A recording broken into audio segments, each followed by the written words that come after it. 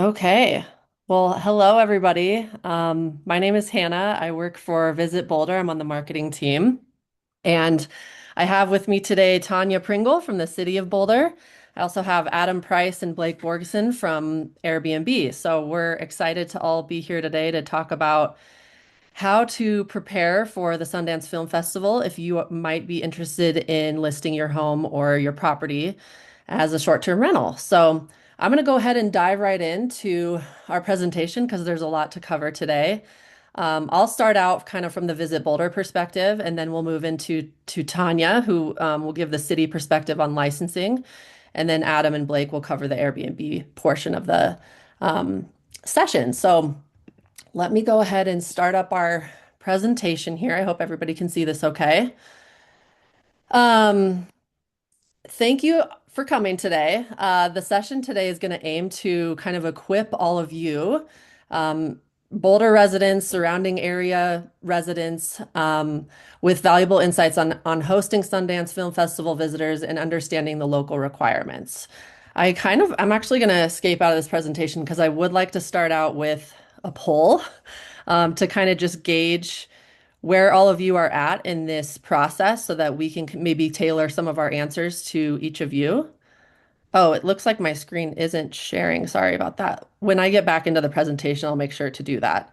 But here is the poll. I'm going to go ahead and launch that, and maybe each of you can take a few minutes to answer these 5 questions. It shouldn't take very long. They're pretty quick and easy. But I'm just going to give you a couple minutes to answer those, and then I'll go ahead and dive into our presentation. But while you're answering those, I will just kind of talk about a few of the things that we're going to cover today. Um, as part of our agenda, we're going to go through just the Sundance Film Festival as a whole and kind of overall visitor demand, the types of visitors that you can expect. And then I'll cover our Boulder Festival Lodging program, which is a unique program that we've created special for the Sundance Film Festival and maybe future festivals to come in Boulder as well. Then we'll cover the city licensing requirements and Airbnb hosting best practices. So those are kind of the topics today. And then at the very end, we will do a Q&A session. And I'll also add that um, as we go through the presentation today, you can start kind of adding your questions if as you think of them into the Q&A.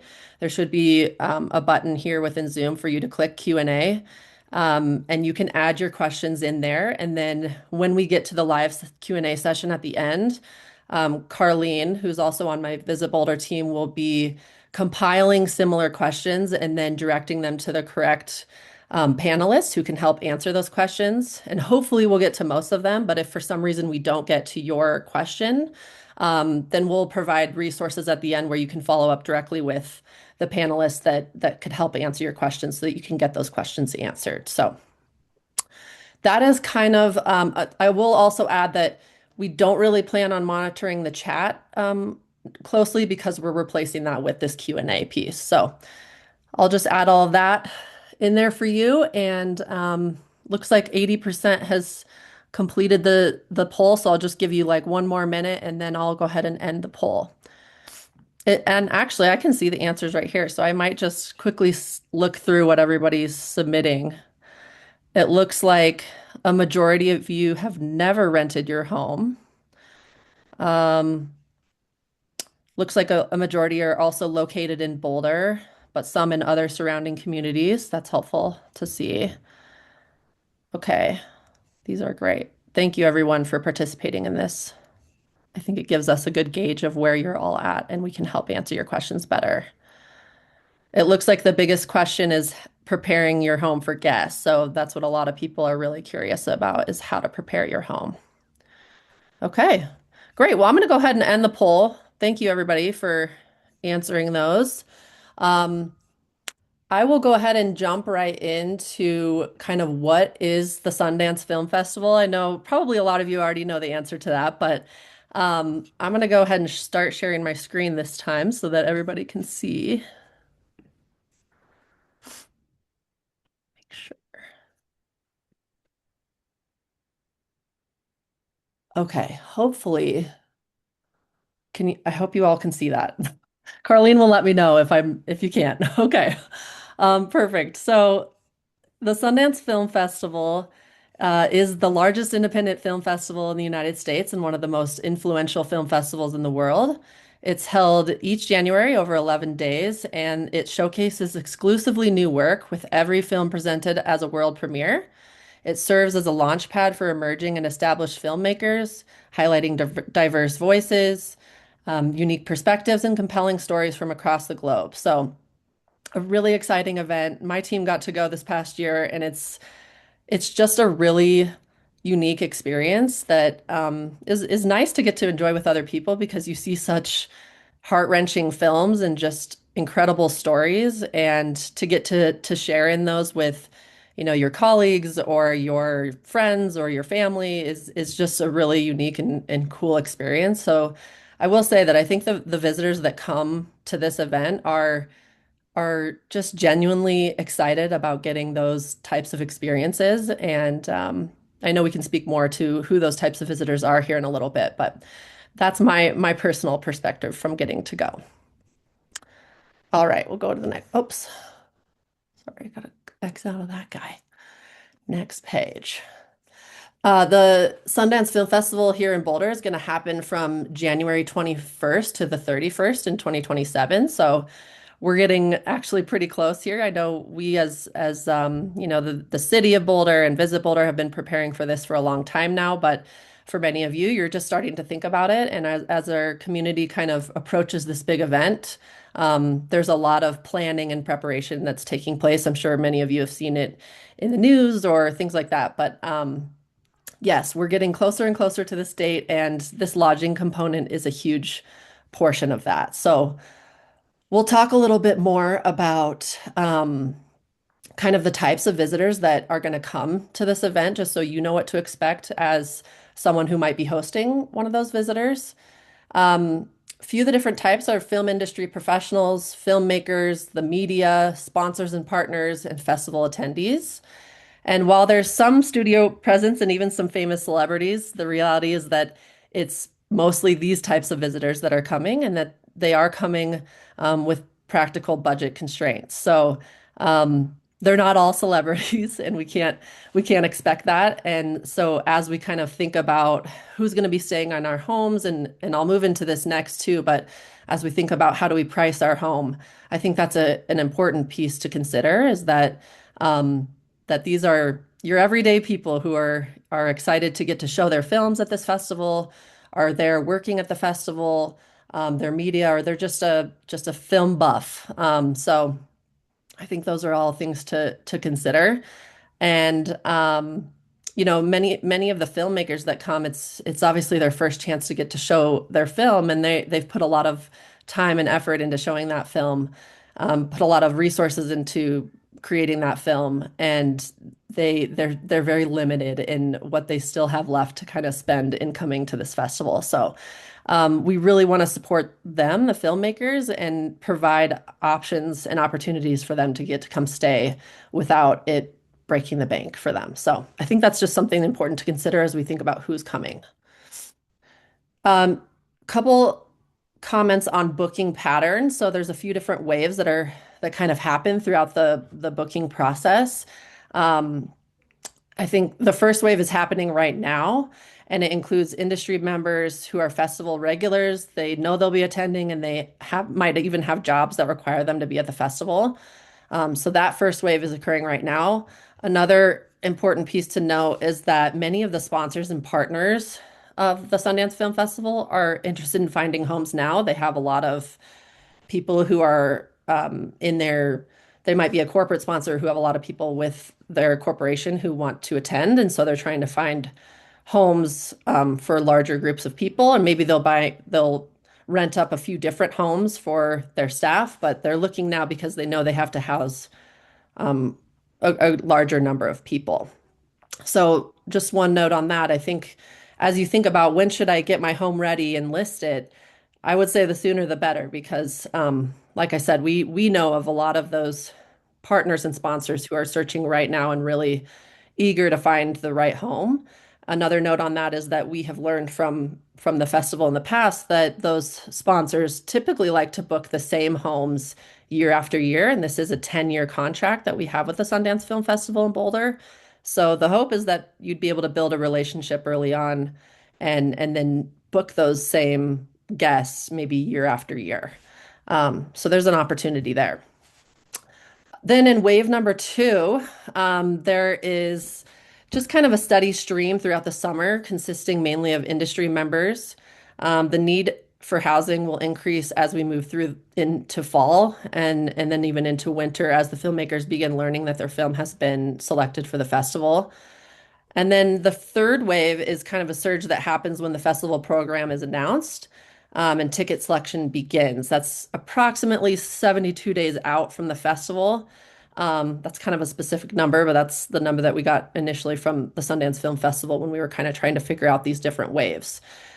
This booking window will be made up of filmmakers, the industry people, and just general audience film lovers. So that's kind of the few different booking waves that we expect, and that you all can kind of plan for as you prepare your home and plan to list your home.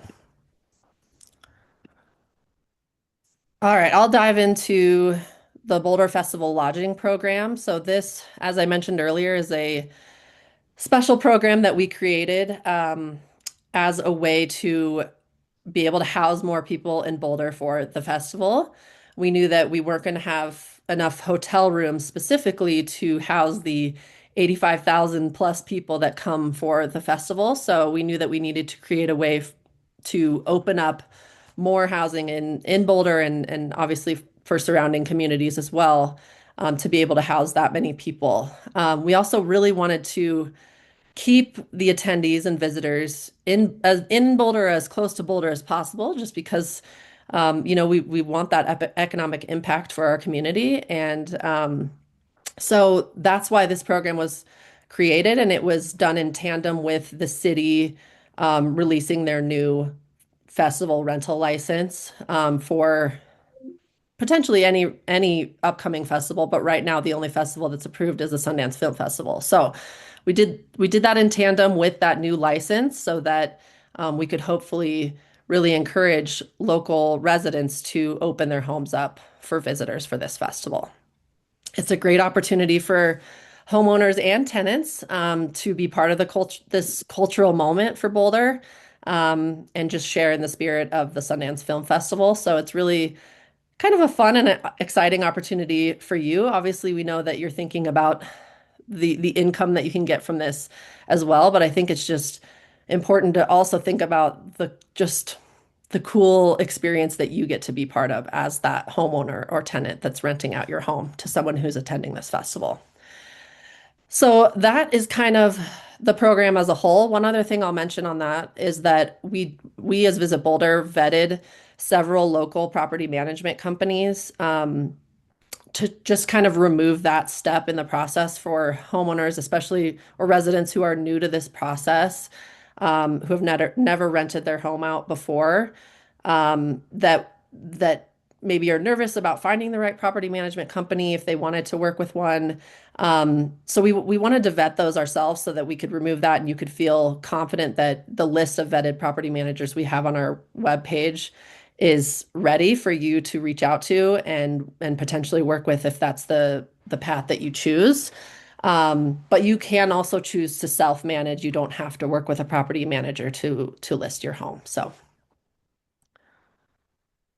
another key message that we're really putting out with all of this is that we want you to host with heart.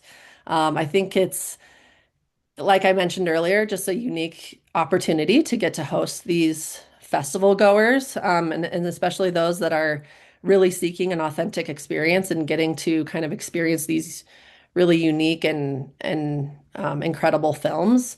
And I put this picture up on the slide that's actually from one of our property managers that we vetted. It's Home Host Concierge, and they always do these special baskets and kind of a whole presentation for the guests as they come into the home.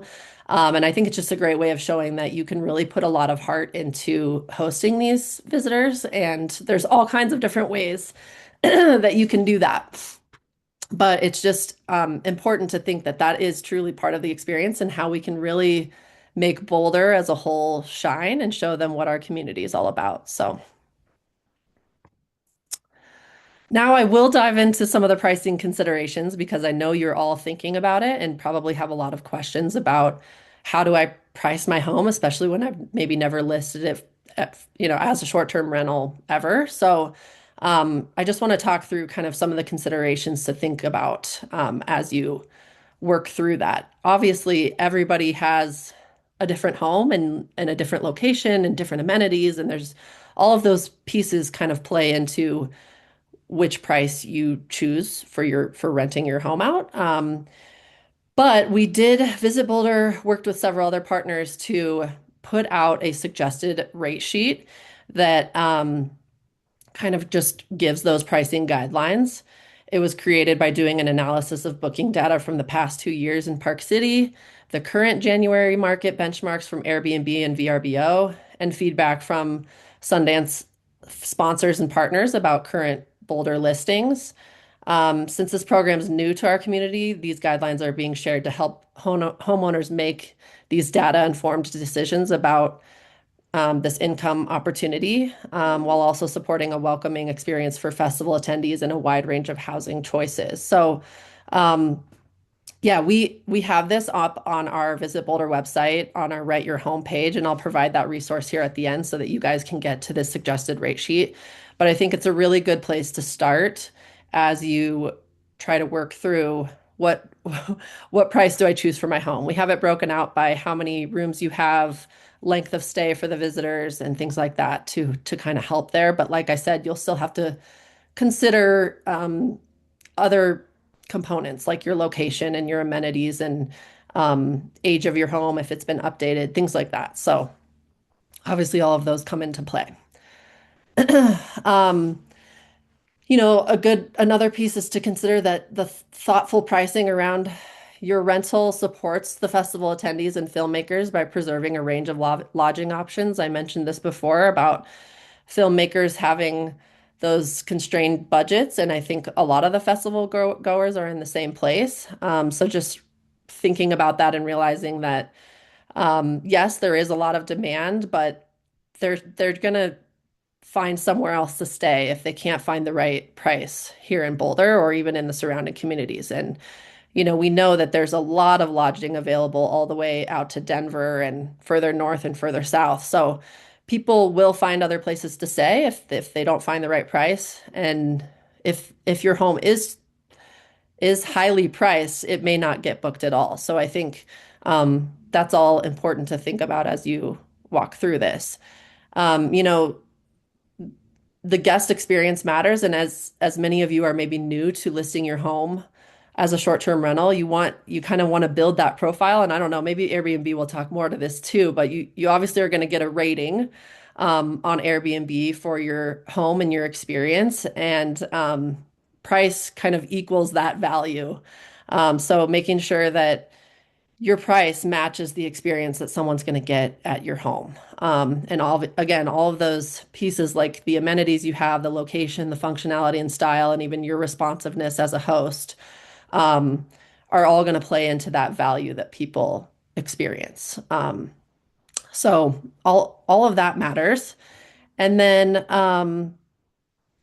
competitive pricing benefits Boulder by increasing bookings, driving local economic impact, and reducing commuter traffic from guests that are staying further outside of the city. So, like I said, we don't want to end up pushing people all the way to Denver, and having people stay that far away because that's just going to increase traffic in the city, things like that. We really, really want to encourage people to stay in Boulder and in the close surrounding communities to Boulder, so that again they get that festival experience of being right there, spending money in our restaurants, and just yeah, enjoying Boulder as a whole. So those are all important things to note. We have had reports that housing costs that are out there right now are 5 to 15 times those that were in Park City. And even though we don't control the pricing of these units, we're hearing a lot of frustration from many in the independent film community about this pricing. So Because people are looking now, we're just hoping for more reasonably priced homes to become available each day. And we hope that our local renters will be thoughtful about the pricing and flexibility with these homes. So I'm just going to keep driving that message home in this webinar because it is an important one and one that we're really looking for to just make this the best first year of the Sundance Film Festival in Boulder that it can be. And it takes all of us working together to do that, and including all of you, our residents and our homeowners and tenants and everyone that's involved in this lodging process. Yeah, it's an effort from all of us. So, all right, I'm going to go ahead and move over to Tanya, and she can kind of cover some of the licensing questions that you guys might have. Great. Thank you, Hannah. So I'm Tanya Pringle, and I am leading our efforts with the City of Boulder and our rental licensing program to open up our opportunities on short-term rentals for with a new rental license type for festival lodging. So Hannah, you can go ahead and move to the next slide.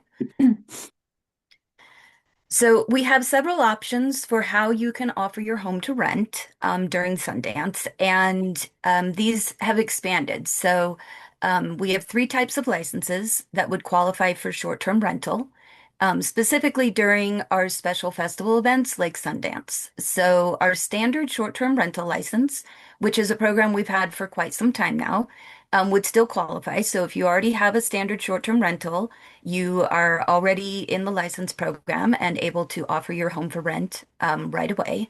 We have two new types, which are our festival lodging, and then a variety of that, which is our festival lodging rental license that is open to tenants. So properties that have a long-term license existing, which has never been an option in the past. So that is new to try to promote more housing opportunities for the festival as we move into the 10-year contract. All right, Hannah, next slide. So what is the difference between these three types of short-term licenses? And they kind of go where the restrictions and the, I guess, roadblocks to joining into this program kind of lessen as you move through these three different types. So our standard short-term rental licenses are short-term license that's been in existence since about 2016. And it has the most restrictions. So this is for individual property owners where this is your principal residence. So you have to live in the property more than 6 months of the year, and you have a little bit more documentation that you have to submit with this particular license. Other pieces are still here. It has to be individually owned. It's not a corporate rental. You would Mostly it's going to be in your single family homes, condos, so an individually owned property allows you to rent for fewer than 30 days, so up to 29 days. But you can rent this type of short-term rental year round. So that one is our most opportunity to rent for other times of year, but more restrictions on ownership. So our new product, which is the Festival Lodging Rental License, open that up for more ownership types. So this particular license is only available during special events, which right now Sundance is our only festival that this is approved for. But it's open to all ownership types. So that means if you have a second home that you don't rent long term, where you didn't qualify for short term in the past because it's not your principal residence, this would allow you to rent that property as well as if you keep your property in an LLC or a business type of ownership. It also opens up the opportunity for ADUs, which ADUs under our traditional short term are not allowed. And so the festival lodging program allows ADUs to be offered for rent during Sundance for that short-term festival, 29 day.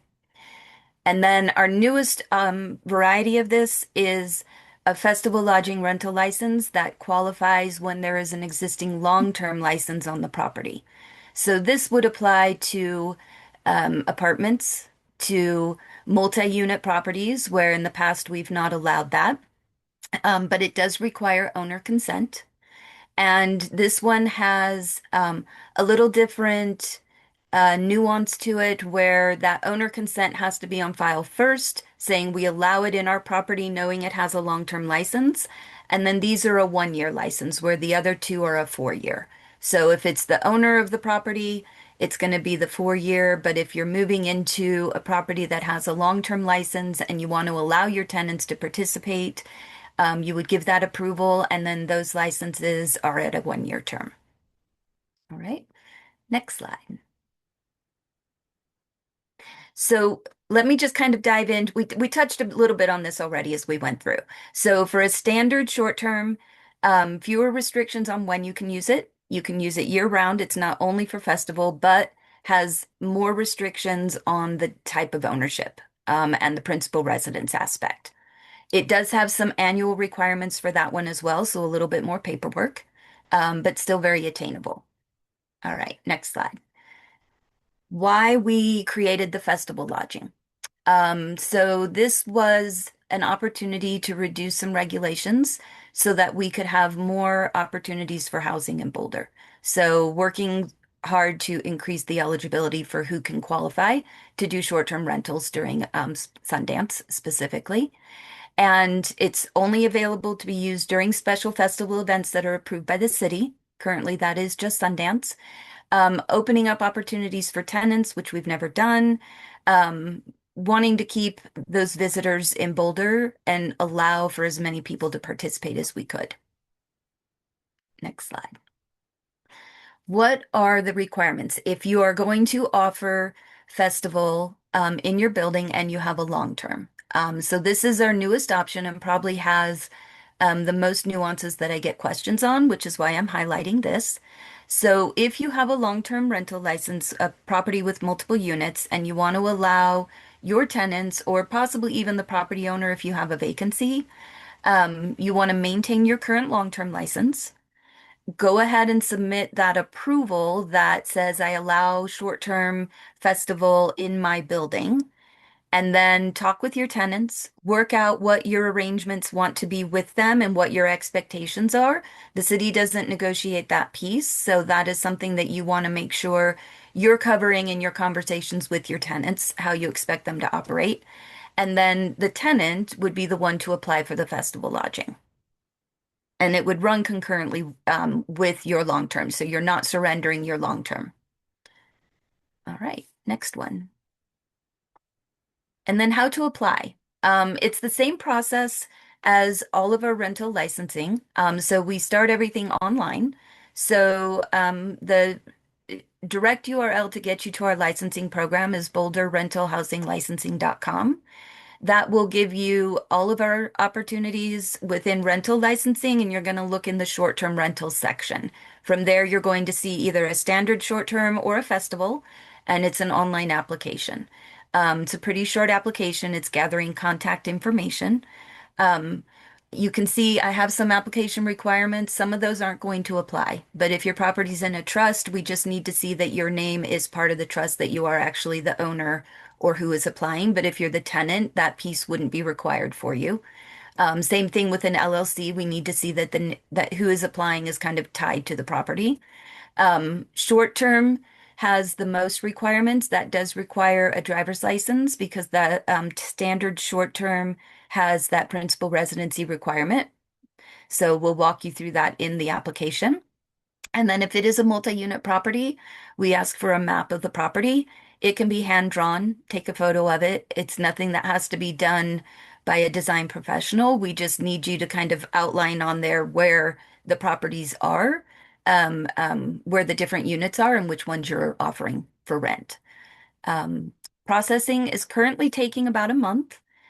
So give yourself time to get through the process. Some go very quickly and much faster. Some, if we have a question or we're missing a piece of information, take up to that month. So just plan for a month, but know that we're working hard to make sure that they're processed even faster than that. And then once you have your approval, prepare your home. And so that's what we're going to learn about next. The cost and the fees that are associated with this. If you're doing a standard short term or the festival lodging where you are the owner, It's typically a 4-year license, which follows our same structure for all licensing, and that is 190 for the 4-year license. If you are doing the festival lodging that has a long term on the property, then that becomes our 1-year license, and that is a $75 each year with the renewals. Um, and everybody on their first time into the program gets the $25 business license. So that is the cost of setting up your business account with the city because you do have a requirement for sales tax filing each year with a short-term license. So that is a one-time expense. You would not have that on renewal if you are still in the same property and nothing has changed. So that would just be a renewal in the future. And then I have a few of the most frequent questions. I know we're going to open this up at the end for questions directly from this group, but the ones that I see most often, who is eligible? So basically, with these new types of festival lodging, when it comes to the short term, everyone should be eligible. As long as there is owner consent in a building, tenants are eligible as well. That would be the one determination on that shorter term. But we are working to a yes. So if your property is declined for any reason, there's often a path to getting you approved. But the idea is that we're opening this up so that pretty much all residents can participate. If you have a property with a long-term license, do you have to allow your tenants? And that answer is no. It is a choice. But we would love for you to review that every year because we would like everybody to have that opportunity. And so far, for the property owners who have submitted a consent, it's highly positive. Probably 95% have said yes, they're allowing it. So we would love to see that across the city.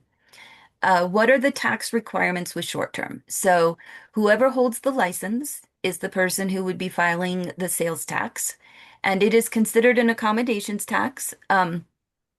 With short term, you file quarterly. If you're doing the festival, we've worked with our finance division to only need you to do your filing in the first quarter of the year because that is when the festival is happening with Sundance right now. So, in general, sales tax is a quarterly filing, but just know if you're doing the festival lodging rental license, we are working hard to streamline that process and make it as non-cumbersome for the property owners and the license holders as we can.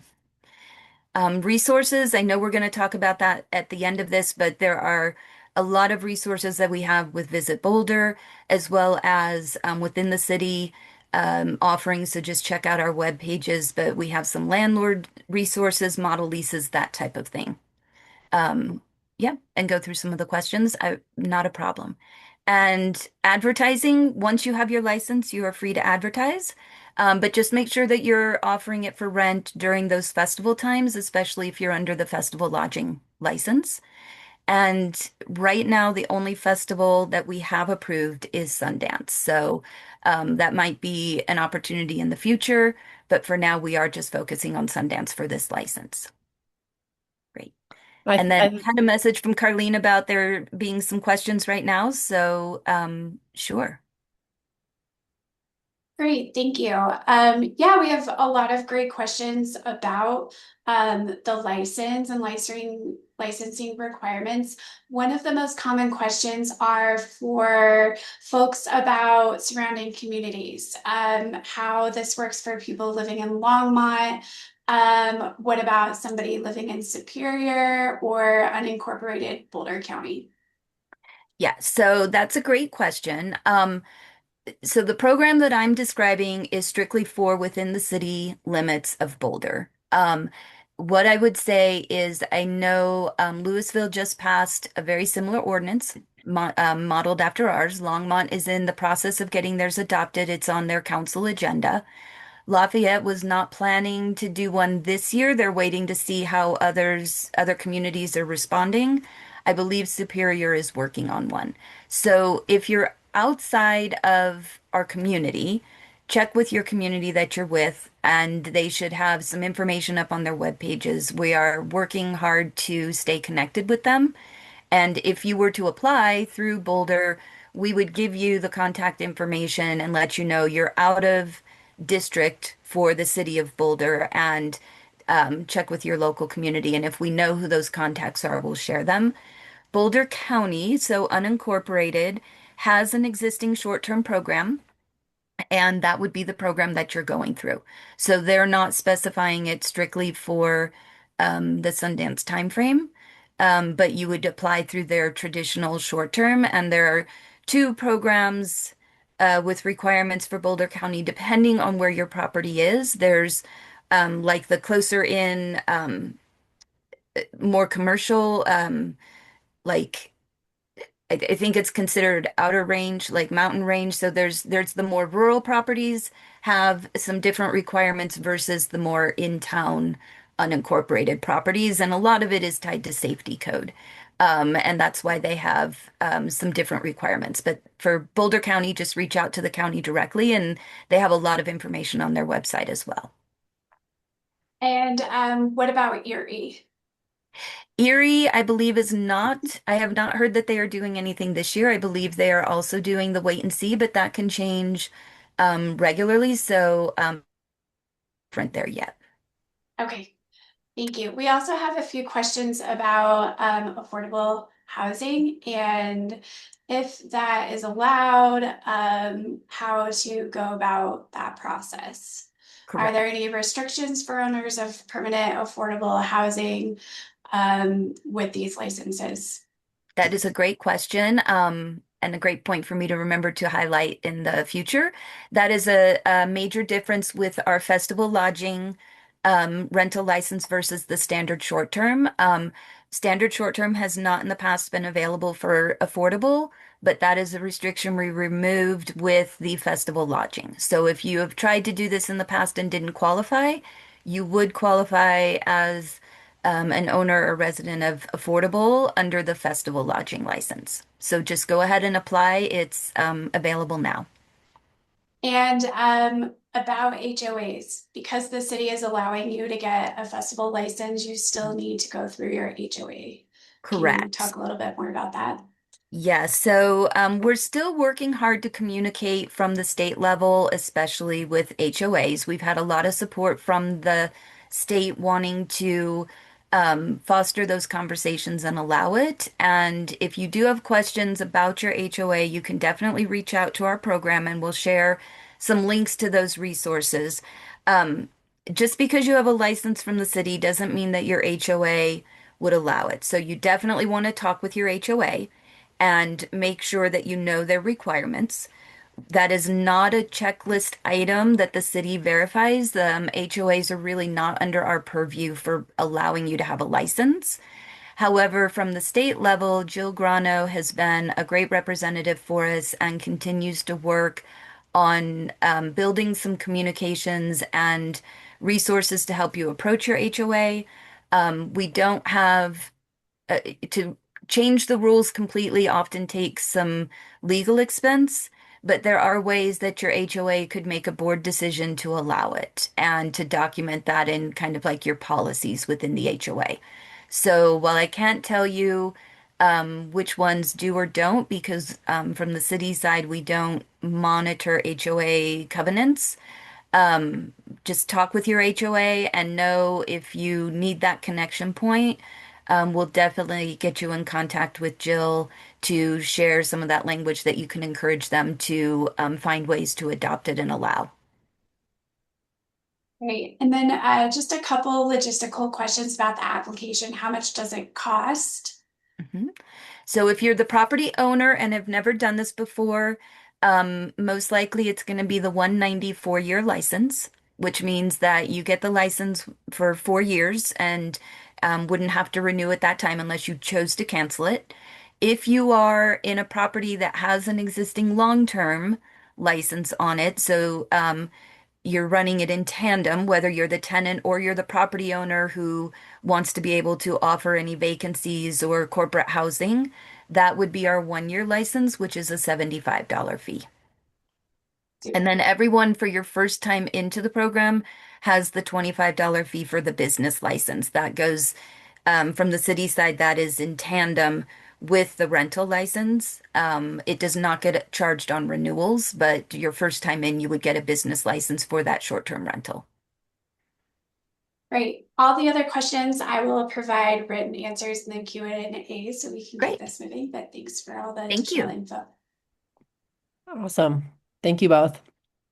We will go ahead and move into, I'm going to stop sharing here because we're going to move into the Airbnb portion of this session. So Blake and Adam, I'll pass it over to you, and I'm gonna stop recording at this point in time, just because that's required by Airbnb. So I'm gonna stop the recording. You guys will be able to access the first portion of this webinar, the recording of that piece, and then we'll have a follow-up component from Airbnb that we'll be able to provide to you all too. So go ahead, you guys.